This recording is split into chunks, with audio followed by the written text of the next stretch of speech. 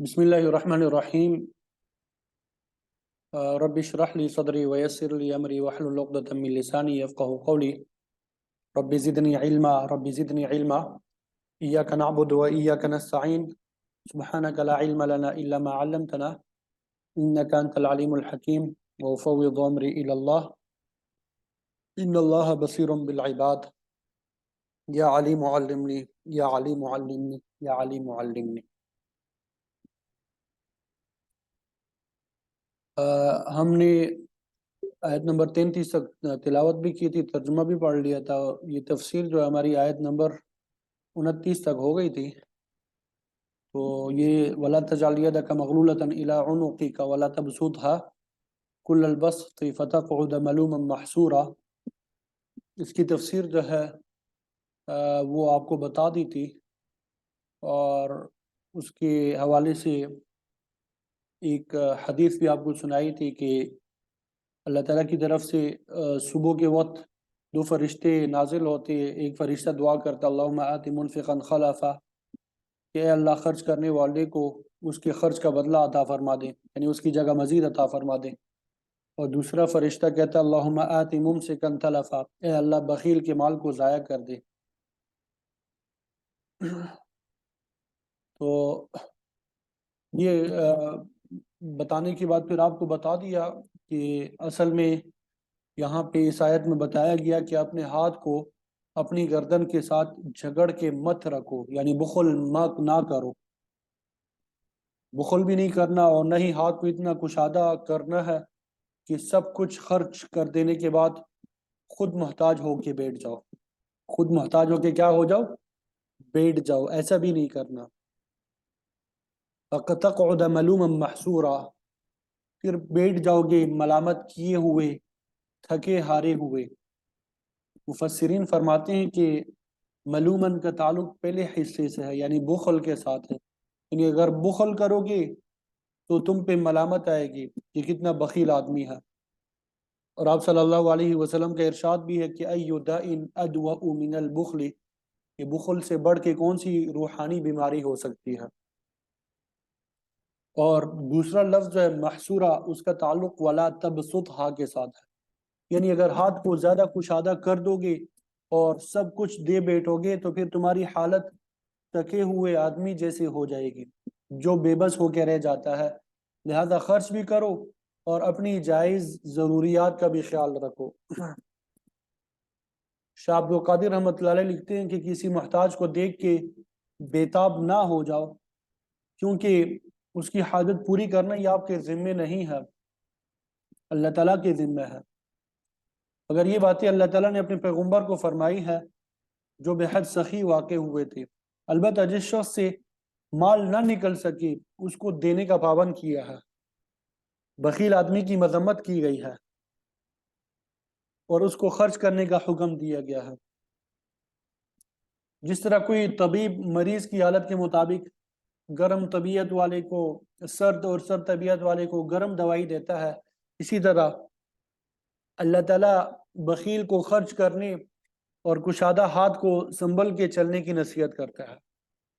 इन्न रब्बका यबसुतुर रिज़्क़ लिमन यशाअ व यक़दिर, बेशक तेरा परवरदिगार कुशादा करता है रोज़ी जिसकी चाहे और तंग करता है जिसकी चाहे। इसकी मसलहत को वो खुद ही जानता है, कोई दूसरा इससे वाकिफ नहीं होता। हदीस शरीफ में आप सल्लल्लाहु अलैहि वसल्लम का ये फरमान भी है कि अल्लाह ताला ने फरमाया कि मेरे बाज़ बंदे हैं कि उनके साथ मालदारी ही ज़्यादा मुनासिब होती है। अगर मैं उनको माल ना अता करूं तो उनका दीन ही बिगड़ जाए। तो फरमाया बाज़ आदमियों के साथ नादारी ही ज़्यादा मुनासिब होती है। अगर मैं उनको माल दे दूं तो उनका दीन ही बिगड़ जाएगा। लिहाजा मैं अपनी हिकमत के मुताबिक किसी को ज़्यादा देता हूँ और किसी को कम देता हूँ। इन्नहु कान बिइबादिही खबीरन बसीरा, बेशक वो अपने बंदों की खूब खबर रखने वाला है। हर एक की कैफियत, नीयत, अमल और इरादे से ये निगाह रखने वाला है। वो हर एक के हाल को बेहतर समझता है। तंगी और कुशादगी उसी के हाथ में है और उसकी हिकमत को उसके अलावा कोई नहीं जानता। तुम्हारा फ़र्ज़ ये है कि उसके क़वानीन की पाबंदी करो کہ تمہاری بہتری اسی میں ہے، اللہ تعالیٰ نے مال دیا ہے تو بخل نہ کرو اور نہ اتنا خرچ کرو کہ خود نادار ہو جاؤ، اعتدال کے ساتھ خرچ کرو، یہ تمہارے لیے دنیا میں بھی بہتر ہے اور یہ تمہارے لیے آخرت میں بھی بہتر ہے۔ بات سمجھ آ گئی؟ پھر آگے فرمایا وَلَا تَقْتُلُوا أَوْلَادَكُمْ خَشْيَةَ إِمْلَاقٍ۔ آپ کو معلوم ہے کہ اسلامی نظام معاشرت کی تقریباً 6 اصول ہم نے پڑھ لیے۔ نمبر 1، اللہ تعالیٰ کی وحدانیت پہ استقامت، ماں باپ کے ساتھ حسن سلوک، رشتہ داروں مسکینوں کے حق کی ادائیگی، فضول خرچی سے اجتناب، اور اگر کسی وقت مالی حالت کمزور ہو تو مستحقین کو نرمی سے جواب دینا، بخل سے اجتناب اور اخراجات میں میانہ روی کو اپنانا۔ سب کچھ کو بیک وقت خرچ کرنے کو بھی غیر مستحسن فرما دیا، کیونکہ ایسا کرنے سے بعد میں پریشانی لاحق ہوتی ہے۔ اب آگے کچھ منشیات یہ کچھ منہیات جو ہے، منشیات نہیں منہیات، جن سے روکا گیا ہے، نواہی جسے کہتے ہیں، ایک ہوتے ہیں اوامر اور ایک نواہی۔ نواہی کا ذکر آ رہا ہے، ٹھیک ہے، یعنی جن چیزوں سے اللہ تعالیٰ نے منع فرمایا۔ تو 7ویں اصول کے طور پہ مفلسی کے خوف سے، غریب ہونے کے خوف سے قتل اولاد سے منع فرمایا گیا۔ قرآن مجید میں اولاد کو قتل کرنے کے 2 وجوہات کو بیان کیا گیا ہے۔ سورہ نحل میں لڑکیوں کے قتل کا ذکر ہم نے پڑھا، وَإِذَا بُشِّرَ أَحَدُهُمْ بِالْأُنْثَى ظَلَّ وَجْهُهُ مُسْوَدًّا وَهُوَ كَظِيمٌ، کہ عرب کے بعض قبائل میں یہ رواج تھا کہ جب انہیں بچی کی پیدائش کی خبر سنائی جاتی تو نام نہاد غیرت کی وجہ سے ان کے چہرے کالے ہو جاتے، وہ سوچنے لگتی کہ اس کو کس موقع پہ کس طریقے سے قتل کیا جائے تاکہ شادی کے قابل ہو کہ ہمارے لیے باعث ننگ نہ بنے۔ تو بعض تو پیدا ہوتے ہی دائی کے ذریعے اسے زندہ دفن کرا دیتے، یا کچھ بڑی ہونے پہ خود گڑک ہوتی اس میں دھکا دیتے، یا کسی اونچی جگہ سے گرا کے ہلاک کر دیتے۔ ایسے بدبخت لوگ تھے، اللہ تعالیٰ ہماری حفاظت فرمائے۔ تو اللہ تعالیٰ کا فرمان ہے کہ قیامت کے دن وَإِذَا الْمَوْءُودَةُ سُئِلَتْ بِأَيِّ ذَنبٍ قُتِلَتْ، زندہ درگور ہونے والی بچیوں سے پوچھا جائے گا کہ تمہیں کس گناہ کی وجہ سے، کس گناہ کے جرم میں قتل کیا گیا۔ اس وقت اس قبیح فعل کے مرتکبین کا حشر جو ہے قابل دید ہوگا۔ آپ صلی اللہ علیہ وسلم کا ارشاد بھی ہے الوائدۃ والموعودۃ فی النار، کہ بچی کو جن کے قتل کروانے والی ماں اور قتل کرنے والی دائی دونوں جہنمی ہیں۔ تو قتل اولاد کی دوسری وجہ جو بیان کی گئی ہے وہ یہ ہے کہ ہمارے وسائل محدود ہے، ذرائع آمدنی جو ہے نہیں ہے، تو ایسے میں اولاد چاہے وہ لڑکا ہو لڑکی، ان کی پرورش جو ہے وہ کیسے ہوگی، ان کی پرورش کیسی ہوگی؟ اس وجہ سے وہ اپنے بچوں کو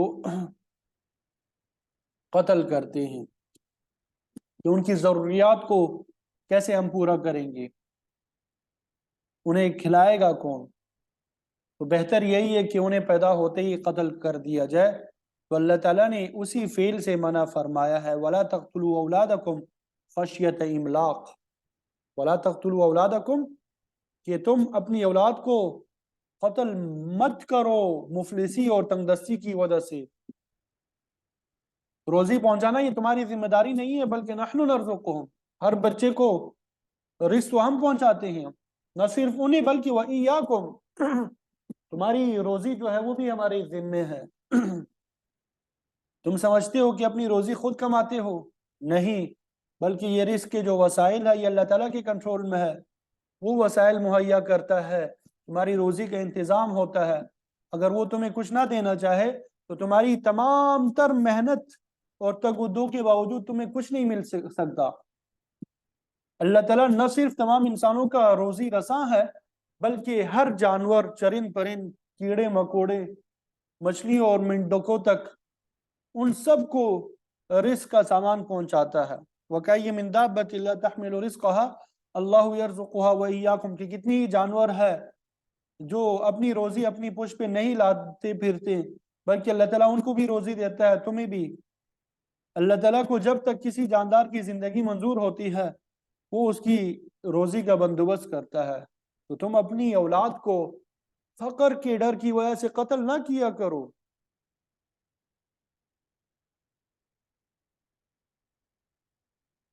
हज़रत अब्दुल्लाह इब्न मसऊद रज़ियल्लाहु तआला अन्हुमा का कौल है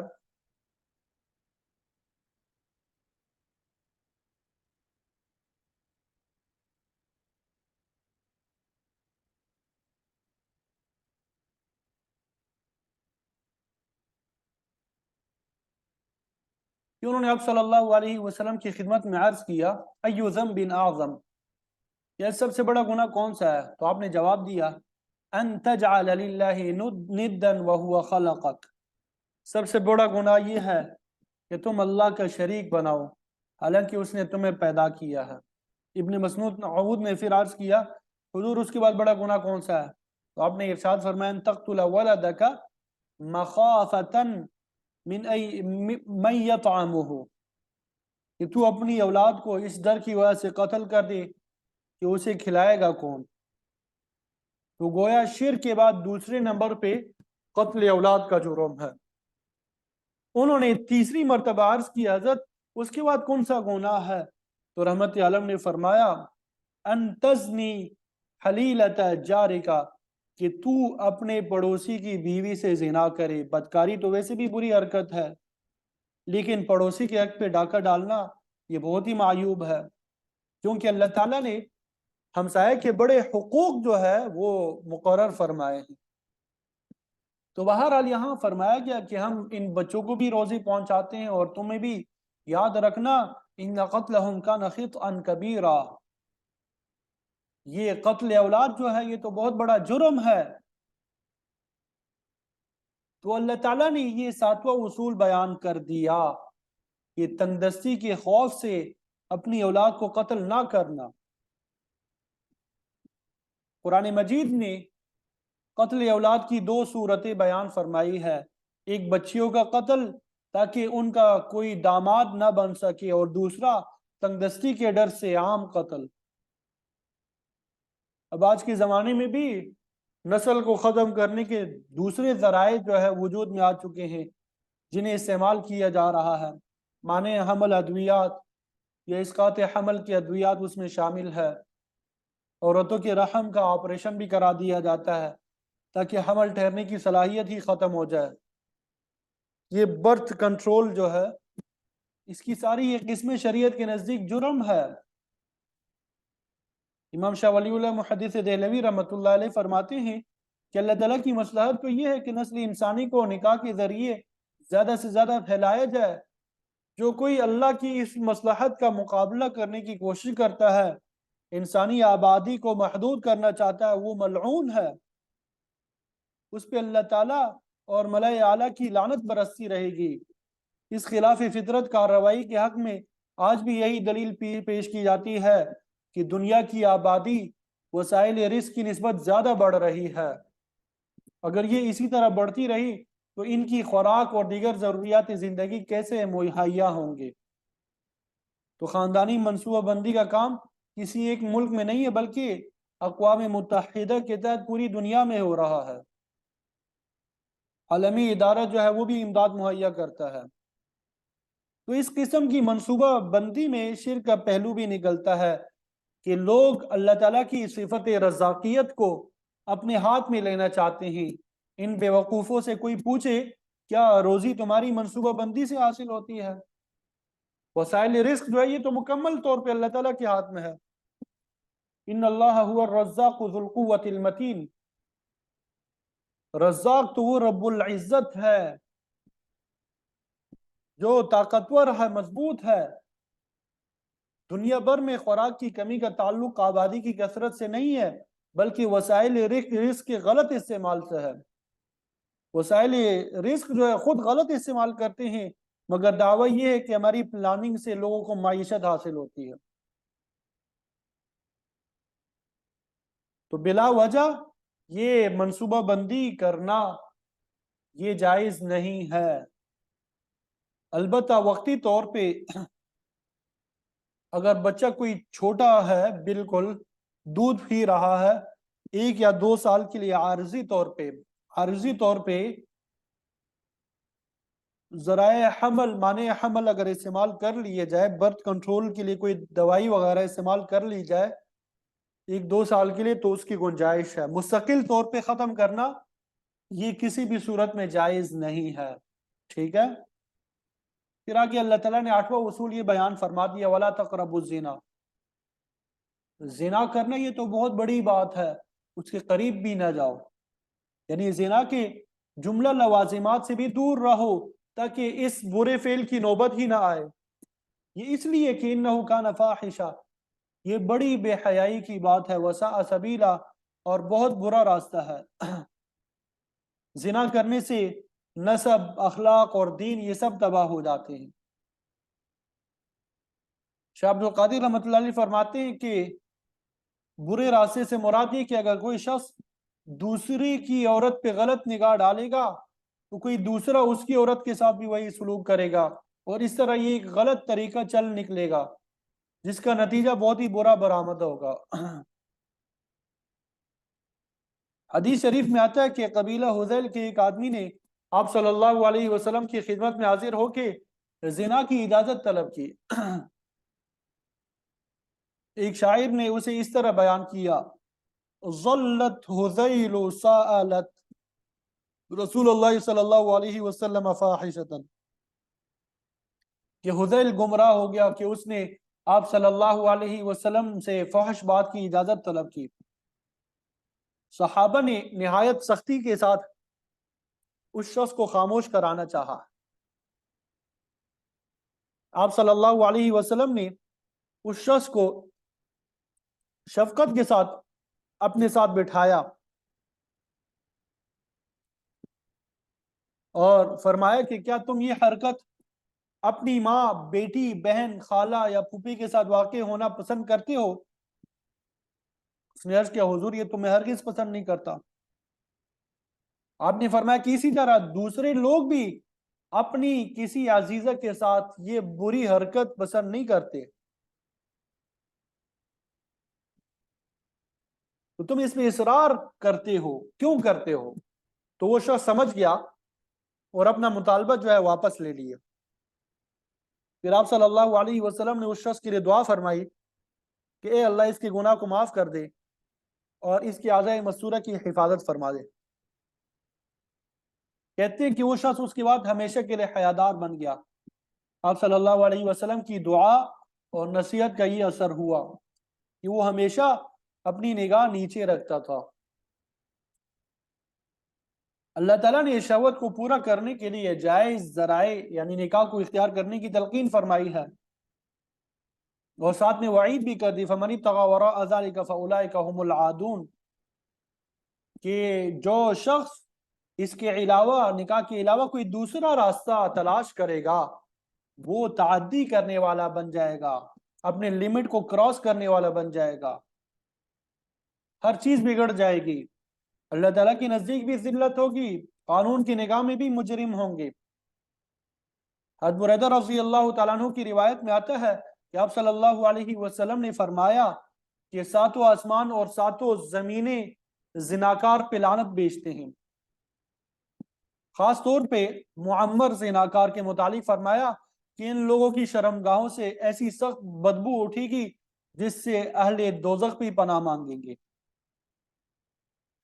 انس رضی اللہ تعالیٰ عنہ کی روایت میں آتا ہے کہ آپ صلی اللہ علیہ وسلم نے فرمایا کہ جو شخص زنا کا ارتکاب کرتا ہے اور اس پہ اصرار کرتا ہے وہ شخص ایسا ہے کعابد وثن، جیسے بت پرست ہو. گویا زنا کا جرم بت پرستی جیسا بڑا جرم ہے، تا وقت کہ کوئی شخص اس سے توبہ نہ کر لے. ابو ہریرہ رضی اللہ تعالیٰ عنہ کی روایت میں آتا ہے کہ جب کوئی آدمی اس فعل کا ارتکاب کرتا ہے تو ایمان جو ہے اس کے جسم سے نکل جاتا ہے اور اس کے اوپر سائبان کی طرح لٹکتا رہتا ہے، اور جب وہ اس فعل سے الگ ہو جاتا ہے تو ایمان واپس آ جاتا ہے۔ تو 8ویں اصول میں اللہ تعالیٰ نے زنا کے قریب بھی جانے سے منع فرمایا۔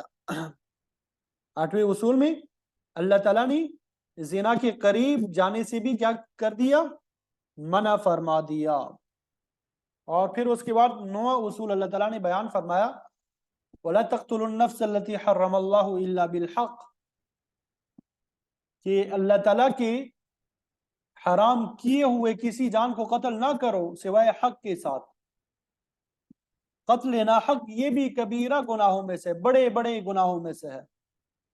اس کے بہت برے اثرات پھیلتے ہیں، بچے یتیم ہو جاتے ہیں، عورتیں بیوہ بن جاتی ہے، باوسائل لوگ جو ہے بے وسیلہ ہو جاتے ہیں، معاشرے میں قسم قسم کی خرابیاں پیدا ہوتی ہے۔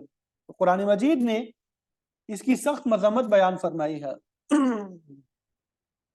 آپ صلی اللہ علیہ وسلم کے ارشاد ہے کہ کسی کلمہ گو آدمی کا قتل جائز نہیں ہے سوائے اس کے کہ وہ شادی شدہ زانی ہو یا مرتد ہو جائے یا قصاص میں قتل کر دیا جائے۔ شریعت نے شادی شدہ زانی کی سزا سنگساری مقرر کی ہے۔ ارتداد کے متعلق سورہ مائدہ میں ہے، وَلَا تَرْتَدُّوا عَلَىٰ أَدْبَارِكُمْ فَتَنْقَلِبُوا خَاسِرِينَ، کہ اپنے دین سے مت پھرو ورنہ سخت نقصان اٹھانے والے ہو جاؤ گے۔ آپ صلی اللہ علیہ وسلم کا فرمان ہے، التارک لدین المفارق للجماعت، جو دین کو چھوڑ کر مرتد ہو جاتا ہے وہ جماعت المسلمین سے الگ ہو جاتا ہے۔ ترمذی شریف کی روایت میں آتا ہے، من بدل دینہ فاقتلوہ، جس نے اپنا دین تبدیل کر لیا اس کو قتل کر دو۔ اور پھر قصاص میں قتل کیے جانے کا قانون تو واضح ہے، ان النفس بالنفس، کہ جان کے بدلے جان ہے۔ تو بہرحال اللہ تعالیٰ نے ان 3 قسم کے قتل حق کے علاوہ ناحق قتل سے منع فرما دیا۔ قتل حق کی بعض دوسری صورتیں بھی شریعت مطہرہ نے بیان فرمائی ہے، مثلا سرکش ہے، باغی ہے، ڈاکو ہے، ان کے بارے میں فرمایا، انما جزاء الذین یحاربون اللہ ورسولہ ویسعون فی الارض فسادا ان یقتلوا، کہ جو لوگ اللہ اور اس کے رسول کے ساتھ برسر پیکار ہوتے ہیں، زمین میں فساد مچاتے ہیں، انہیں قتل کیا جائے یا انہیں سولی پہ چڑھایا جائے اور ان کے ہاتھ پاؤں الٹے کاٹ دیے جائیں۔ اسی طرح جنگ کے دوران کفار کو قتل کرنا بھی جائز ہے۔ بعض ائمہ مجتہدین کے نزدیک بلا عذر نماز کو چھوڑنے والے کو بھی تعزیری طور پہ قتل کیا جائے گا، البتہ امام صاحب کے نزدیک ایسے شخص کے لیے قید کی سزا ہے۔ اسی طرح لواطت کرنے والے کو بھی سزائے موت دی جا سکتی ہے۔ حدیث شریف میں آتا ہے کہ جادو کے ذریعے لوگوں کو نقصان پہنچانے والا آدمی بھی واجب القتل ہے۔